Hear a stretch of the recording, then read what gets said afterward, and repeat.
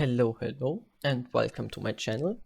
This is the story of the strongest and fastest pirate ship during the age of sails and the golden age of piracy, and how her captain upgraded, modernized, and tuned his ship to make it legendary and later on earn him the name King of Pirates.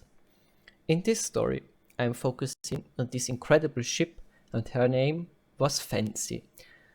But like many other pirate ships, the story starts with a very different name. Previously, she was named Charles II, built in the late 1600s in England under Spanish service.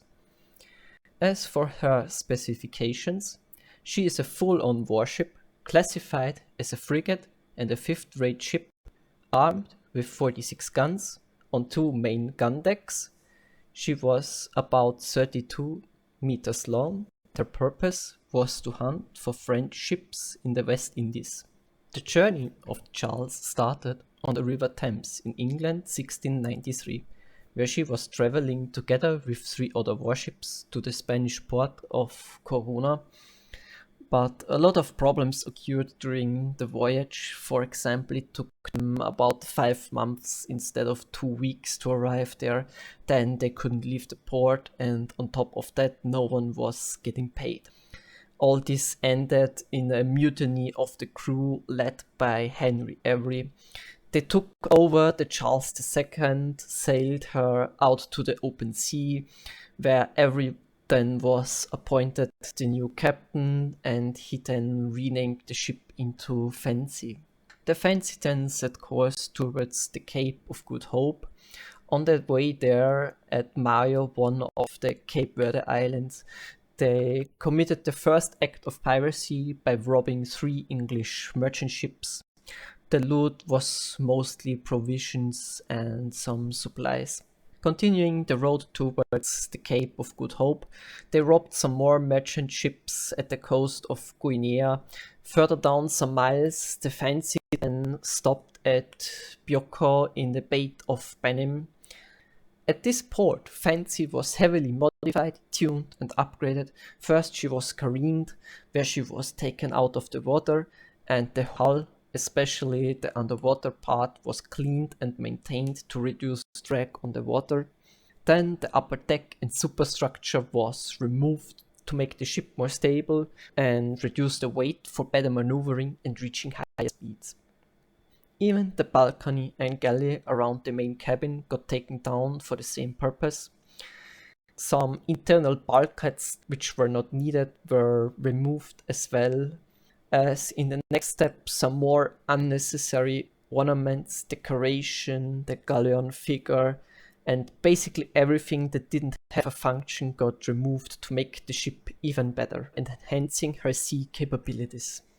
For comparison, a modern frigate, as the Fancy was before her modernization, could reach a maximum speed of 13 to 14 knots.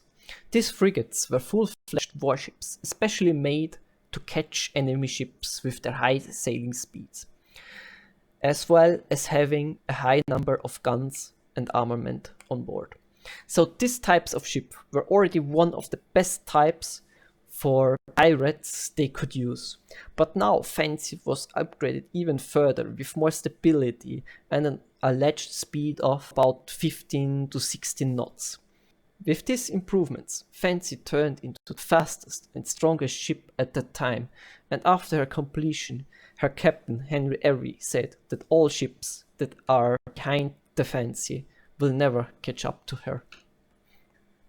The refitted Fancy now continued the course to the Cape of Good Hope, and in October 1694 they captured 2 Danish privateers near the island of Principe, and this time they got their first gold and ivory from the ships. In early 1695, the Fancy finally rounded the Cape of Good Hope, and it was here where another ship tried to catch the Fancy, but couldn't keep up in the slightest, since the Fancy was sailing at nearly double the speed of the chasing ship. With the next stop in Madagascar, the Fancy restocked some supplies in the St. Augustine's Bay. The next stop at the island of Johanna in the Comoros. where the Fancy took on more provisions and soon after capturing a passing French ship, looting and recruiting the crew. Now the Fancy had the full maximum crew members of 150 serving aboard. After that, in August of 1695, the Fancy reached the Straits of Bab el Mandeb to join forces with 5 other pirate ships. These ships consist of the Amity, a sloop of war, the Portsmouth Adventure, the Dolphin, the Pearl, and the Susanna. These 5 ships joined forces with the Fancy for extreme big and potentially very lucrative raid that will later on go down in history. The goal was to take on 25 Grand Mughal ships sailing from India on their way to Mecca.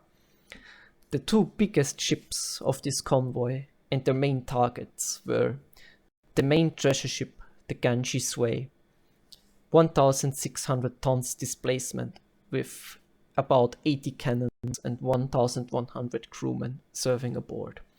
And the second ship, the Fateh Muhammad, an escort ship of about 3,200 tons with about 94 cannons and 800 crewmen.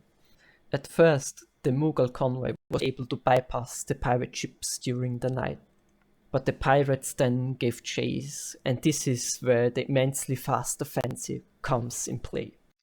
First, the Fancy was able to catch up to the bigger escort ship, turning out to be the Fateh Muhammad. They opened fire, but the Fateh didn't resist for too long and was soon captured by the pirates. The cargo from the Fateh was worth about 50,000 pounds, more than enough to buy Fancy 50 times over. But now the rest of the Mughal ships were getting away.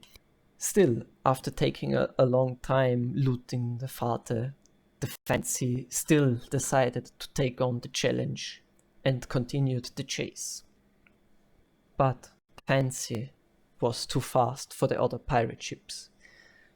Like, for example, the Dolphin was so slow they sank it on purpose and taking the man aboard the Fancy rather than trying to keep up.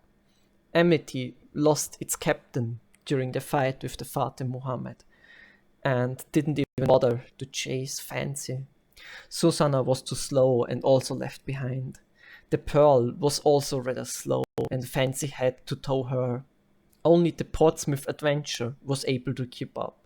Even it was too far behind from Fancy that was still towing another ship behind her, again showing the incredible sea capabilities of this vessel.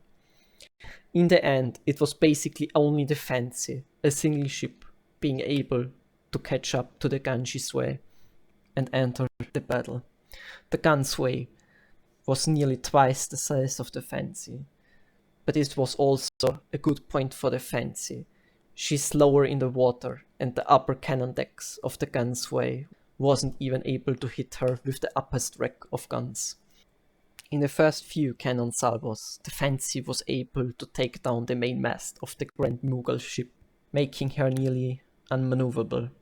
Further down the battle, a lucky shot from the Fancy detonated one cannon from the Gunsway, setting the cannon deck on fire, causing massive panic and confusion.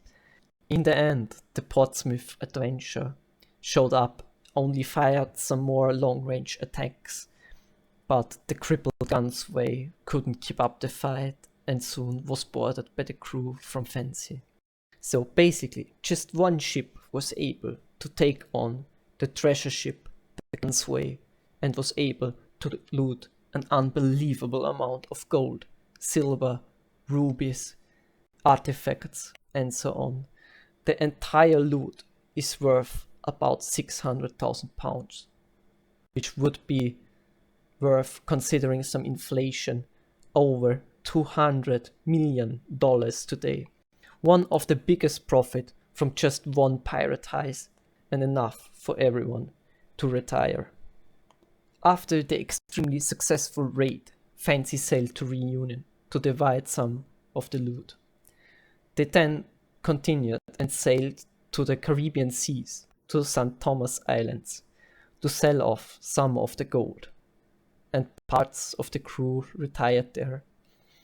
The last destination for the Fancy was the island the New Providence in the Bahamas, where the rest of the crew went their ways, and the Fancy was given to the governor as a bribe, and sadly, no one ever heard from the ship Fancy ever again.